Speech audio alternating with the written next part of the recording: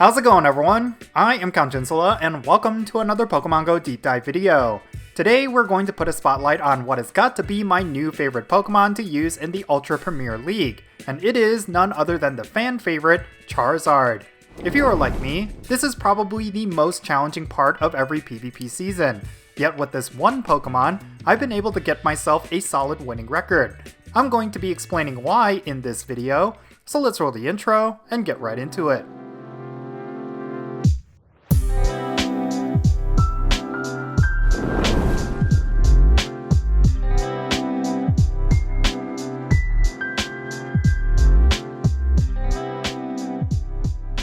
Okay, let's dive right into it. So, I have a love-hate relationship with the Ultra League. This is one part of a typical PvP season where I will either climb the furthest or plateau hard. The current season has been quite unique, in that certain changes to different moves had a ripple effect across several different leagues and cups. I would make the argument that flying types have drastically dominated the Go Battle League this season. This is due to the fact that Wing Attack, a fast attack that is commonly in the arsenal of several Pokemon, received a sizable buff. One of those Pokemon with this move available is, of course, Charizard. Now, for anyone who considers themselves a veteran battler, they would know that Charizard has always been a part of the Ultra League and Ultra Premier League. This is because it is a really good fire and flying type, with some solid moves that could easily handle plenty of Pokemon in the meta of those leagues. Well, Wing Attack's buff further amplifies this Pokemon's usefulness, especially because generating energy at a fast rate is key to how strong this Pokemon can be. So, to further understand this, let's go over the details of Charizard. As mentioned before, this Pokemon is a fire and flying type Pokemon. This gives it a double weakness to rock types and a regular weakness to electric and water. In terms of its resistances, Charizard double resists grass and bug type attacks, and regular resists fairy, fighting, fire, ground, and steel. Ultimately, this makes Charizard the best Pokemon to use against common Ultra Premier League Pokemon, like Venusaur, Gallade, Heracross, Excadrill, Trevenant, and Machamp. You will want to be careful of the latter, however, because they typically run Rock Slide for type coverage. However, Charizard is by and large a hard counter to Venusaur, Gallade, and most of the bug types you will sometimes come across. If you've been struggling against Excavalier, Charizard is your answer. Next, let's get into Charizard's base stats. Basically, it is an offensive powerhouse. It is not necessarily a glass cannon, but you are sacrificing some bulk in order to deal more damage. Charizard has a base attack stat of 223, a base defense stat of 173, and a base stamina stat of 186. This is actually not too bad for an Ultra League Pokemon. However, in some neutral damage matchups, Charizard might have the disadvantage against bulky Pokemon like Snorlax. Alright, finally, let's go over Charizard's moves. Interestingly, this Pokemon has just as many possible fast attacks as it does charge attacks, but there is only one in particular that I wanted to talk about. It can come with Wing Attack, Fire Spin, Air Slash, Ember, and Dragon Breath. Wing Attack and Ember are legacy moves, and you can only get them by using an elite fast TM. Likewise, Dragon Breath is one of Charizard's 2 Community Day exclusive moves, and will also require an elite fast TM. Among all of these fast attacks, you will want to put a spotlight on Wing Attack. After this move got buffed, it became the absolute best fast attack you can have on Charizard due to its insanely high energy generation and its high damage.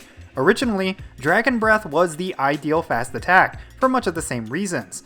However, since Wing Attack now generates more energy than before, it is essentially the better version of the same utility. You also have to take into consideration that Wing Attack also benefits from a same type attack bonus. It will deal much more damage on its own compared to Dragon Breath. For the Ultra Premier League in particular, this is the secret to why Charizard rose in the ranks so quickly. Being able to deal high amounts of flying type damage while also generating a lot of energy allows this Pokemon to excel in the current meta. For all the Pokemon that I listed earlier in this video, Charizard is an absolute menace. Whereas before, it would essentially be a coin flip matchup. The strengths of Charizard's moves doesn't end there. Alongside Wing Attack, this Pokemon also has a plethora of really powerful charge attacks that could easily one-shot several opponents or are spammable for some incredible shield pressure. Charizard has Dragon Claw, Blast Burn, Overheat, Flamethrower, and Fire Blast as its potential charge attacks. Blast Burn is a Community Day exclusive move, and Flamethrower is a legacy move, so you will need an elite charge TM for either of them. However, the clear favorite charge attacks for the Go Battle League are going to be Dragon Claw and Blast Burn. Among all the various fire-type charge attacks that Charizard can have, Blast Burn is in a class of its own. If you plan to run Charizard, you will most definitely need to use an Elite Charge TM for this particular move. Otherwise, you will not perform well at all. In terms of Dragon Claw, well, that charge attack is a staple to Charizard for a variety of reasons. On top of giving you good type coverage against Dragonite, it is a great attack for baiting out shields from your opponent. You can build up enough energy for Blast Burn, but use Dragon Claw instead in order to cause your opponent to use up their shields for low energy. This is the tried and true strategy for running Charizard, as Blast Burn is strong enough to always warrant a shield. So yeah, overall, this Pokemon is just simply built for the Ultra League. It is incredibly useful now thanks to Wing Attack, and it has been the primary Pokemon of my team. Speaking of which, next let's talk about team building strategies with Charizard.